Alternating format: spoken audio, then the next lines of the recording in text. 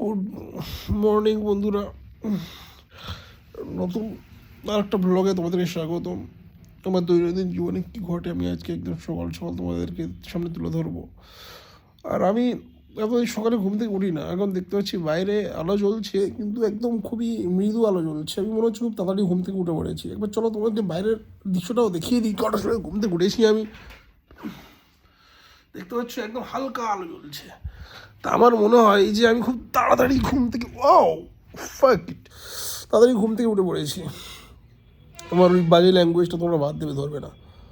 5টার সময় ঘুম থেকে উঠে গেছে, তোমার জাস্ট ইম্যাজিন, তোমরা ভাবতে পারো 5টার সময় আমি উঠে পড়েছি।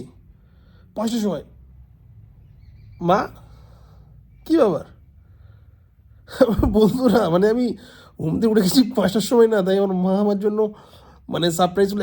এখনকার ছেলেরা মানে 5টার সময় ঘুমতে ওঠে না, এরকম দিনের পর দিন ঘুমিয়ে থাকে একদম, মানে সারাদিন সকাল 10টা 11টা ঘুমিয়ে থাকে। আমার মা ওই জন্য সারপ্রাইজ হয়ে গেছে আমি এতদিন ঘুমতে উঠে গেছি। এটা কিন্তু মানে খুবই, মা কী হলো, মা ঝাড়ু মা ঝাড়ু।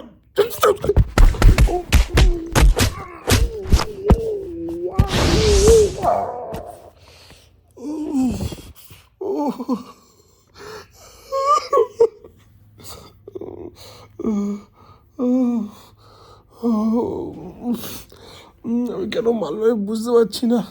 আমি, এক মিনিট, ও